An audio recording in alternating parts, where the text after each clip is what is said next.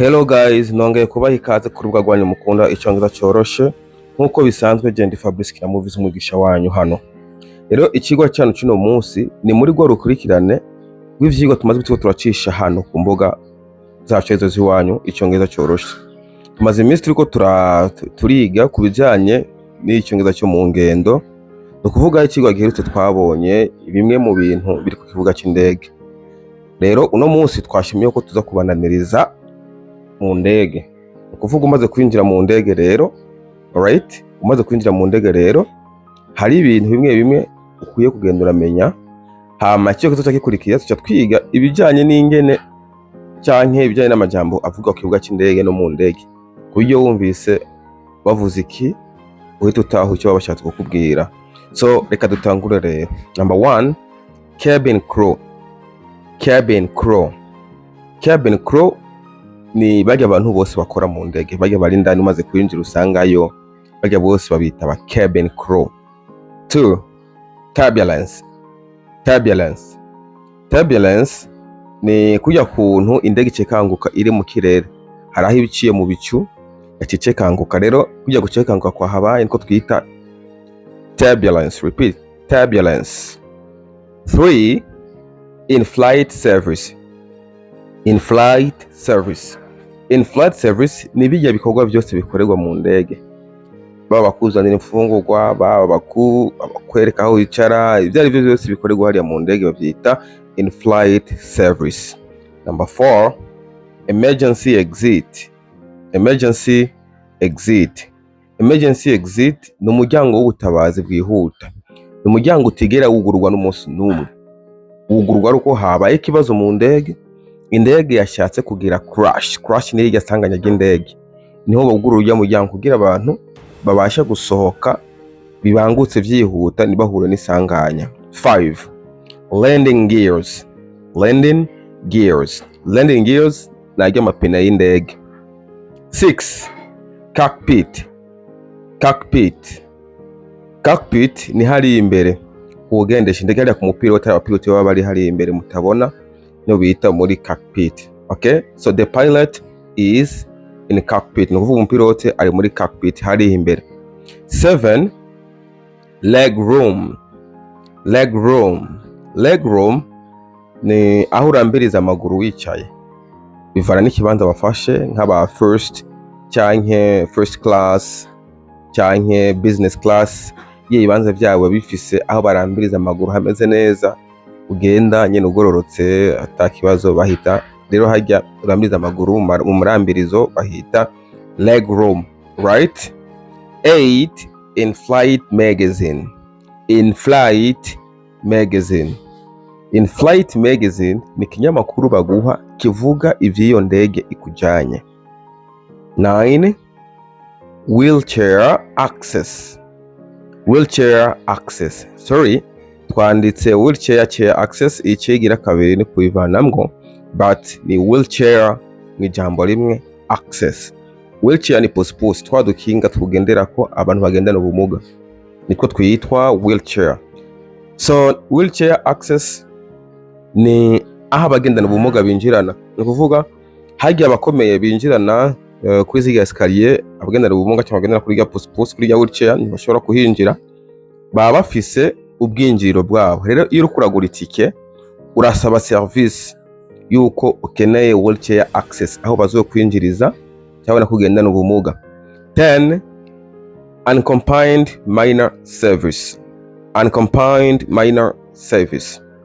Unaccompanied minor service ni ubufasha baha abana iyo bafashe urugendo ari bonyene, byaraho mugihe nk'abavyeyi bose bari hanze bagakenera gutuma kwa abana, nta muntu akuze batumye ko agenda baherekeje. Rero iyo uri kuragura itike urabisaba ukavuga yuko abana utumye ko bakeneye unaccompanied minor service.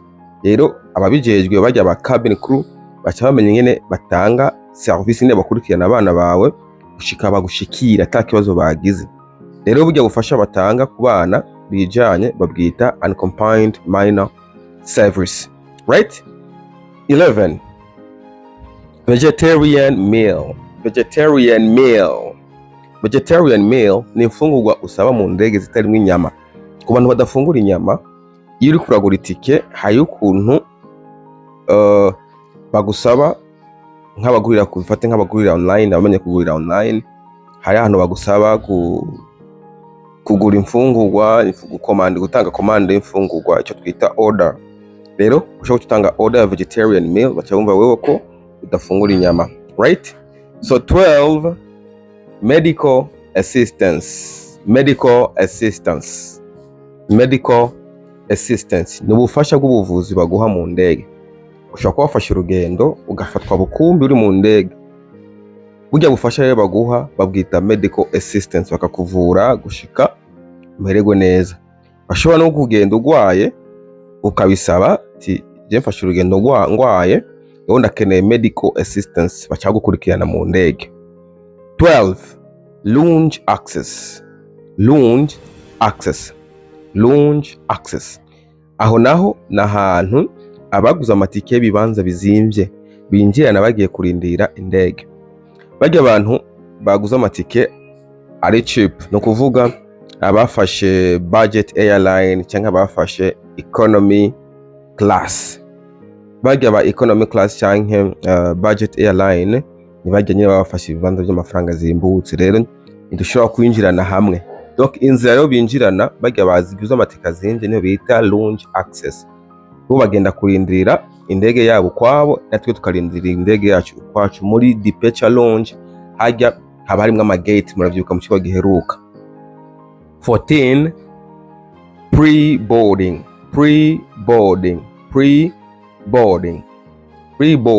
boarding turibuka ko rukurira indege. Rero pre-boarding ni uruhusha usaba rwo kwinjira mu ndege imbere y'abandi bose.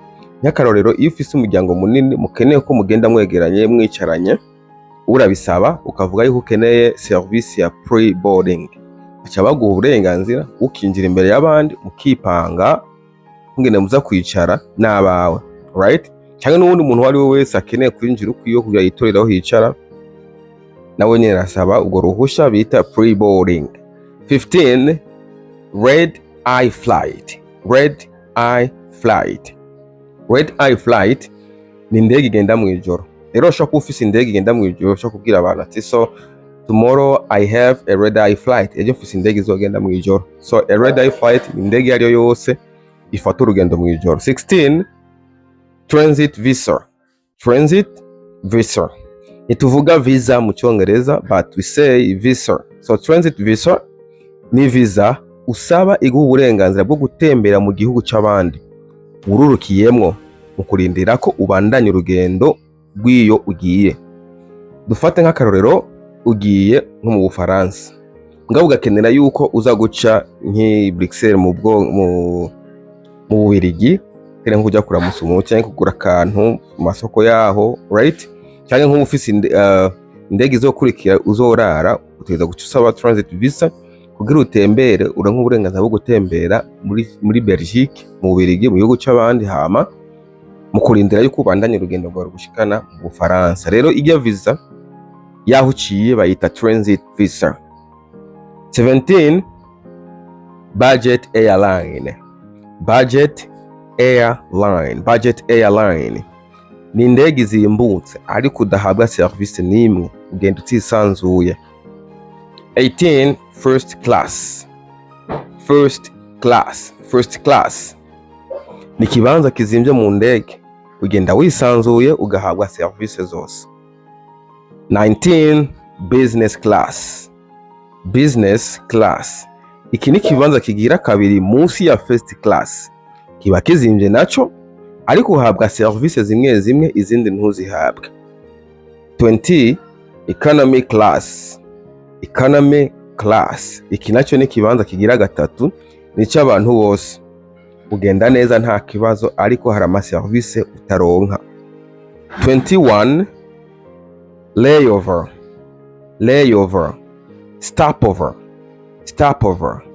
layover cyangwa stopover cyangwa layover ni ijya stop mugira iyo mwafashe urugendo, hajya ahantu muhagarara kugira murindire mubandanye urugendo cyangwa murindire indege iza kubatora ibajyane. Kujya guhagarara rero bakwita layover cyangwa stopover, right?